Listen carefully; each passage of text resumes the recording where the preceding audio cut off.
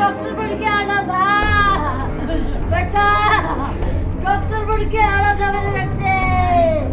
अगर पता चल जाए कि डेली लेने जा रहे हैं तो सीनियर्स हमारी पिटाई करेंगे। मतलब उनको खाना पीना भी अलाउड नहीं था कि उनकी विश के अगेंस्ट वो सीनियर्स पहले मेस में भी जाना है तो पहले उनको ग्राउंड में बिठाएंगे 2 घंटे, उनकी परमिशन के बिना वो मेस में भी। डॉक्टर बनकर आना था मेरा बेटा।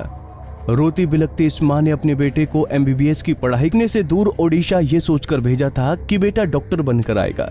लेकिन इस माँ को कहाँ खबर थी कि पढ़ाई के लिए भेजे बेटे की मेडिकल कॉलेज से लाश आ जाएगी। दरअसल करनाल का रहने वाला निशान MBBS की पढ़ाई के लिए ओडिशा के भीमा भाई मेडिकल कॉलेज के लिए गया था कि शुक्रवार को निशांत ने कॉलेज के न्यू बॉयज हॉस्टल से नीचे गिर गया। परिजनों का आरोप है कि पिछले 4 दिनों से निशांत के साथ लगातार रैगिंग हो रही थी और उसने जान नहीं दी है। उसका मर्डर हुआ है और हर रोज बताता था कि ऐसे ऐसे रैगिंग चल रही है। 4 दिन ही हुए थे उसको, 4 दिन में इतना टॉर्चर किया गया उसको। मतलब उसकी आंखें ऐसे लग रही थी जैसे मतलब रोया है अभी। और उसके थोड़ी देर बाद ही जैसे हमने मतलब इसके दोस्तों ने बताया कि कुछ उसने लिख के भेजा है मेरे पास, ऐसे ऐसे कुछ करने वाला है, आप कॉल करो उसको।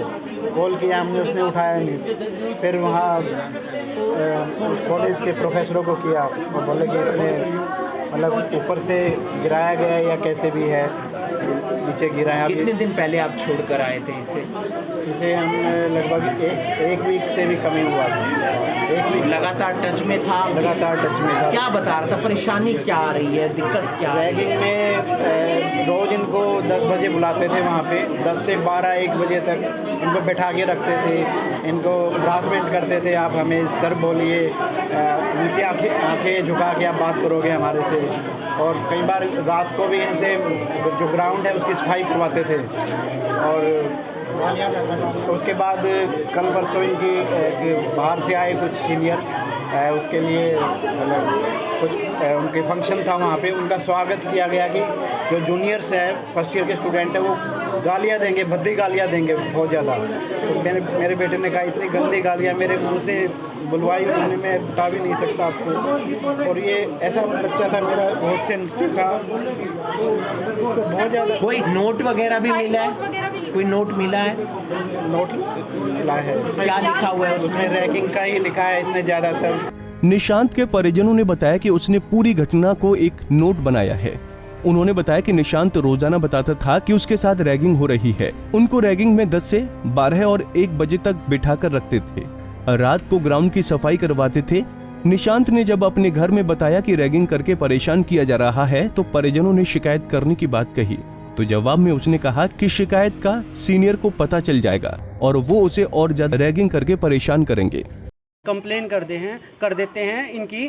तो उसने निशांत ने मना कर दिया कि मम्मी कंप्लेन मत करना, अगर कंप्लेन कर दी तो सीनियर को पता चल गया तो वो मेरे साथ और भी रैगिंग करेंगे, क्योंकि मैं यहाँ हरियाणा का, मेरी नॉलेज में एक ही बंदा हूँ और मैं किसी को जान नहीं सकता, मैं यहाँ की लोकल लैंग्वेज नहीं जानता।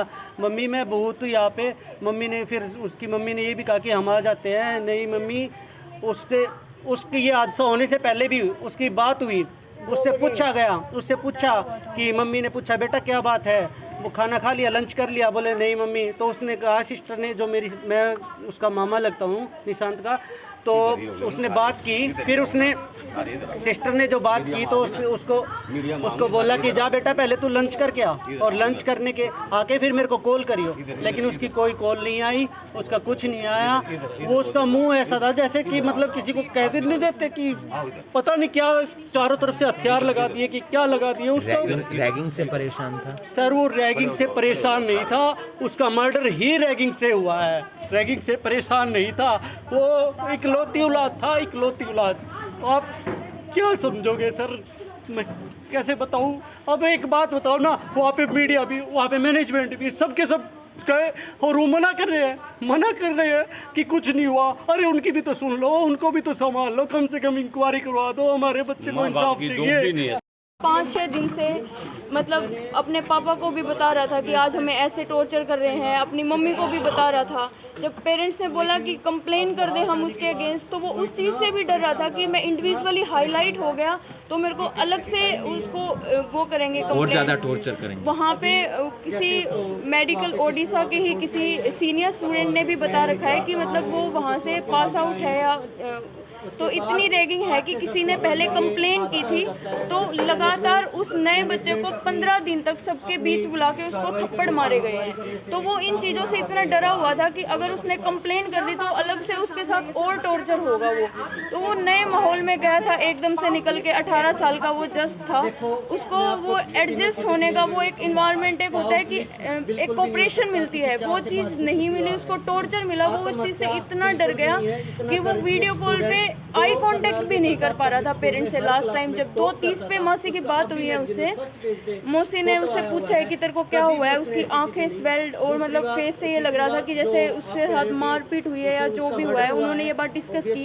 फ़ोन करते ही कि निशांत से बात हुई है, निशांत बहुत डरा हुआ लग रहा है, क्या हम चले उसके पास।